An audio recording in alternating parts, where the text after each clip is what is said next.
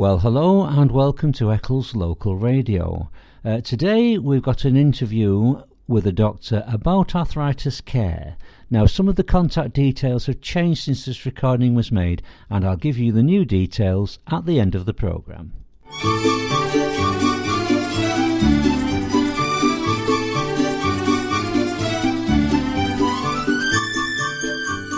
I'm Barbara Kelly, and I'd like to invite you to spend the next few minutes talking around the subject of arthritis with my guest, Dr. Andre Kallen, who's a consultant rheumatologist at the Royal National Hospital for Rheumatic Diseases in Bath.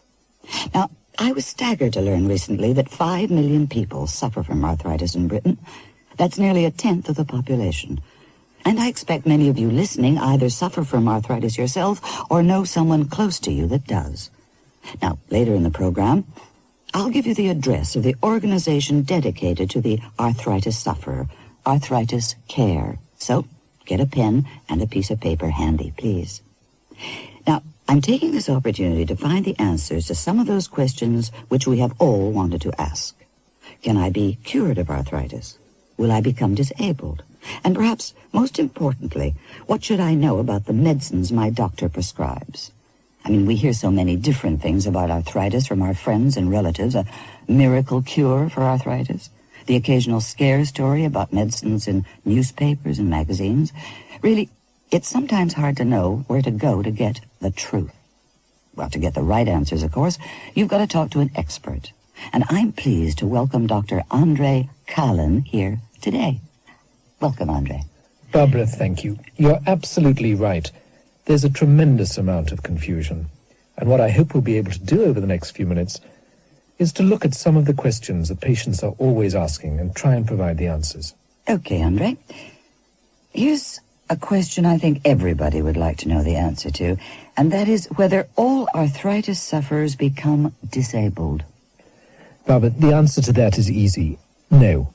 The vast majority do not. The vast majority of patients can lead a virtually normal life from the point of view of their personal activities, their family life, their jobs, and so on. One of the problems is patients come to the hospital, will see people in a wheelchair, for example, and they automatically think that they too are going to end up like that. But let me stress that there are at least 200 different forms of arthritis, and the vast majority of people will do very well. Now, I think most people listening will have degenerative joint disease, also called osteoarthritis, which is the commonest form of arthritis. But you mentioned 5 million people.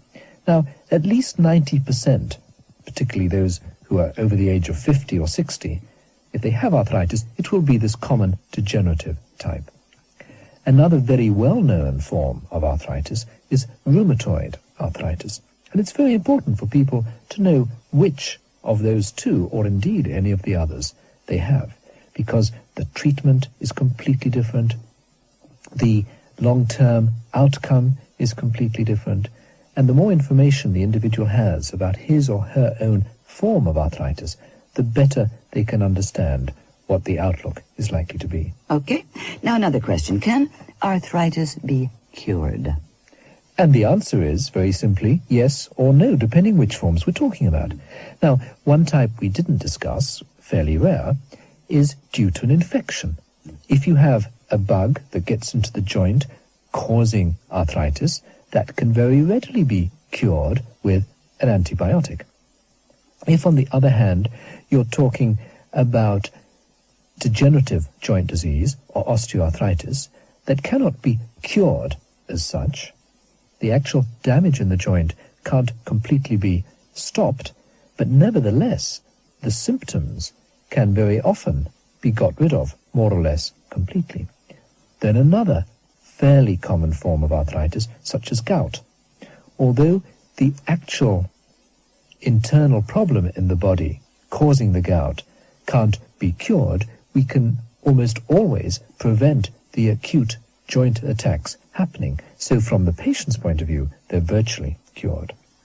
Now, are there drugs for obviously different types of arthritis? Absolutely right.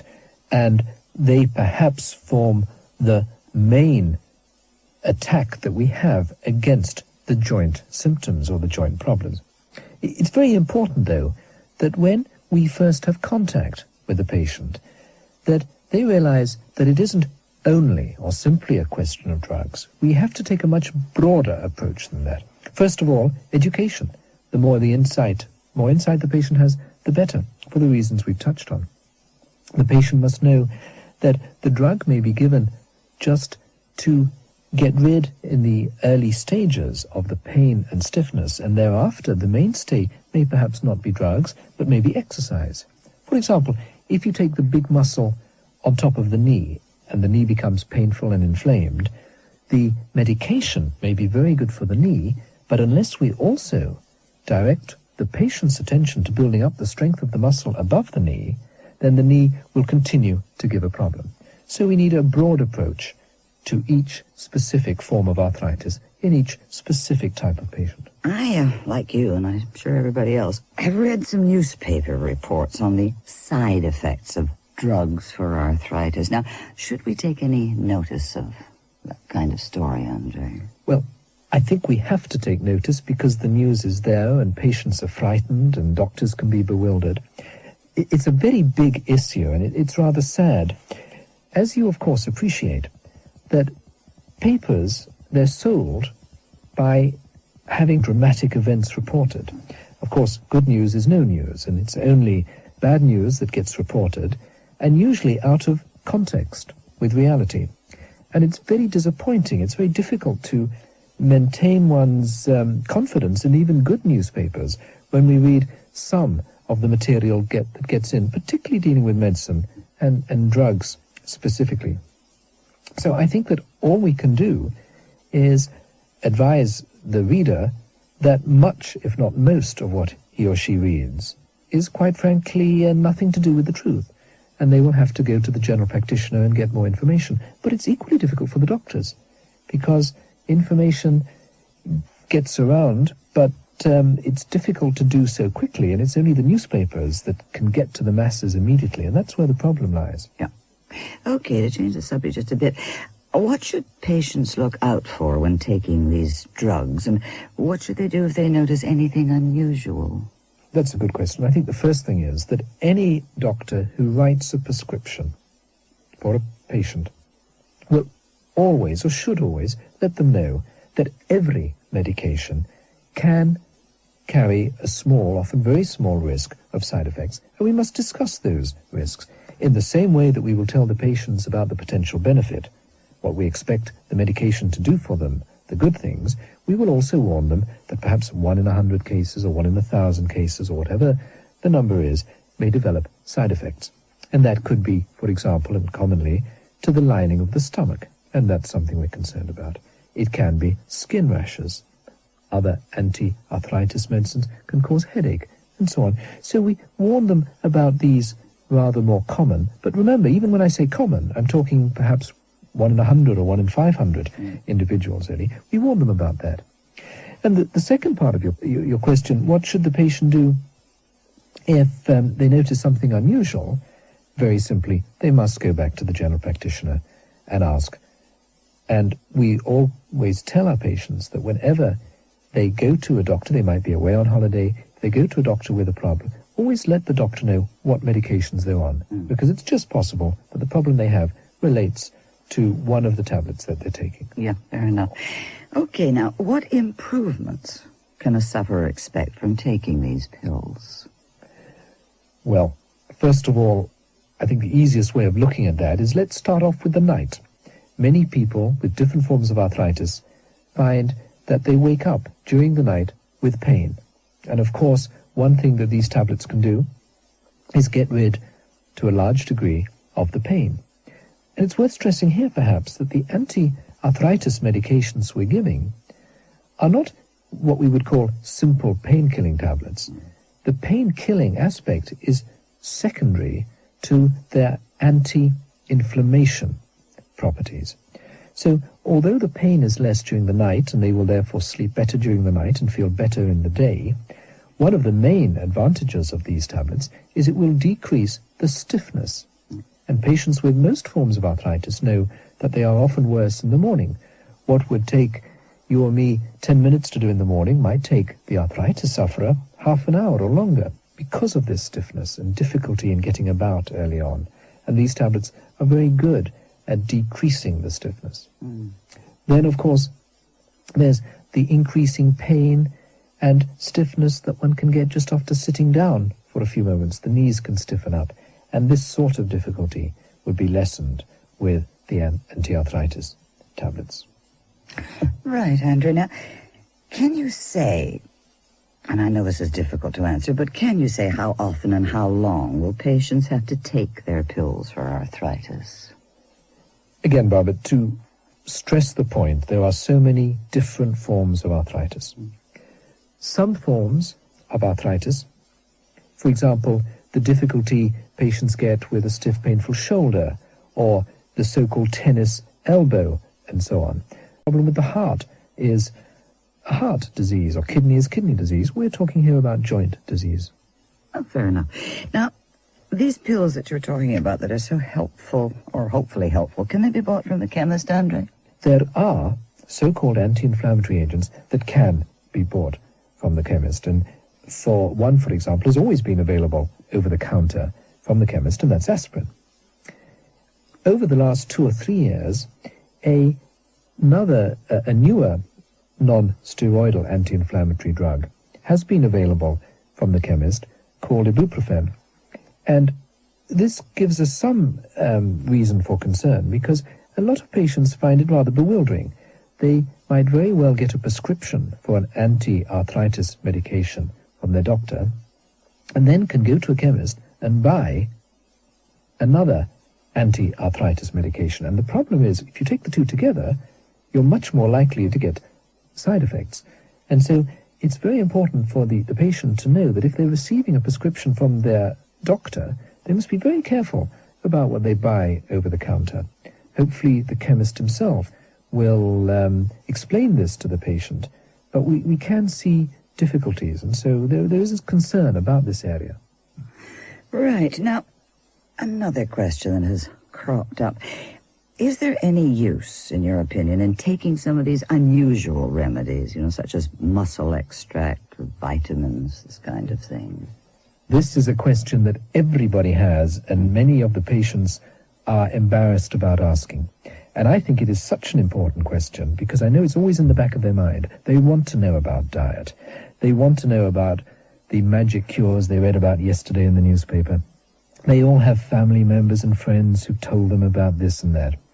And I think we need to discuss it with the patient. We need to tell them that, in large part, there is no evidence that diet, that vitamins, that some of these more exotic remedies, such as the one you mentioned, the muscle extract, there's almost no evidence that any of these things work. Now, if I may just go on for a moment, my approach with the patient is, if it's something like diet, and the patient tells me that eating cabbages every day, twice a day, is good for their joints, then I would be an idiot if I tried to tell them cabbages aren't good for your joints, don't eat cabbages. So I will often find out if they're doing something which they believe in, and it's simple, and it's safe, and above all it's not expensive, and not difficult to follow, then absolutely fine. The same about the copper bracelet, if you like. I don't think you'll find many doctors believing in copper bracelets, but the last thing I would do is suggest to the patient that they take the copper bracelet off. If they enjoy wearing it, that's fine. There are certain self-medication practices that we do try and rid the patient of, either because they're expensive or because they can be dangerous. And there are certain herbal remedies and certain forms of, particularly coming from the Orient, Chinese herbs and so on, which include not just a herb, but also very active chemicals. And so we will warn patients about self-medication, because you can't always be sure what's in the package, and you can't be sure that everything in the package is safe. We also need to talk about acupuncture and all the other forms of alternative medicine. And again, I think with that, we do need to tell the patients that there are no evidence, no data supporting use of these sort of remedies. They have been looked at. We're beginning to take these situations seriously because that's one of our jobs, and some forms of alternative medicine have been studied in great detail, and we now know very well that they do not have any specific anti-arthritic property. So, in general, the more the patient understands the condition and the more insight they have, I think the less time and energy they will spend with alternatives. You seem to imply that there should be no fear for arthritic sufferers.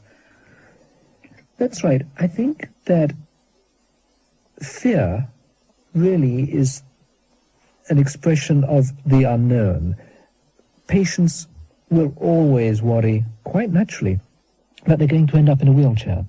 Nothing is worse than coming to a specialty unit in a hospital, seeing people in a wheelchair, and the patients think that they too will end up like that. And that is why I've stressed there are over 200 forms of arthritis. Very few cripple.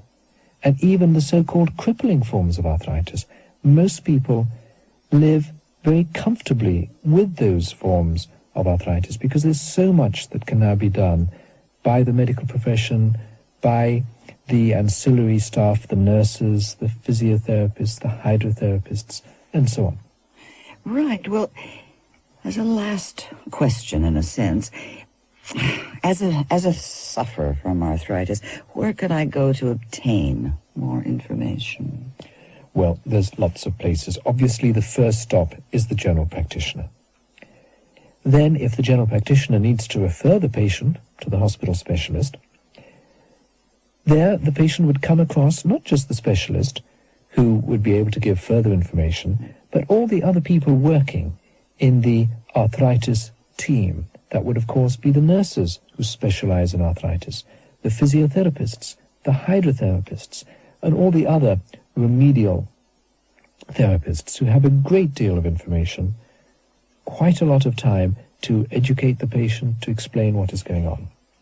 And then, of course, there are some excellent lay societies, such as Arthritis Care itself, which is in a first-class position to direct the patient towards the appropriate literature and will tell the patient where to get further information. Right. Well, thank you, Andre, very much indeed. And a message of hope then from Dr. Andre Cullen. Thank you. Thank you, Andre. Thank you, Barbara. So, remember, if you or someone you know suffers from arthritis, you are not alone. Now, Arthritis Care is an organization that has been set up to help you. Apart from supplying booklets and advice on a wide range of matters, they have local meetings organized by over 350 branches throughout Britain. To find out which branch is nearest to you, write to their headquarters at 6 Grosvenor Crescent, London, SW1X 7ER. I'll repeat that. 6 Grosvenor Crescent, London, SW1X 7ER. But if you have other questions, go and see your own doctor. He's an expert in your condition and will only prescribe what is best for you. Well, you would need to know that since this interview was done, the details have changed. For a start, there's an email site which is info@arthritiscare, which is all one word, .org.uk. info@arthritiscare.org.uk. And the postal address has changed to Arthritis Care, Floor 4, Linen Court, 10 East Street, London, N1 6AD. I'll give you that again. Arthritis Care, Floor 4, Linen Court, 10 East Street, London, N1 6AD. And the email address again, info@arthritiscare.org.uk. You can, of course, have a look on their own page. Just put in Arthritis Care and you'll find your way there.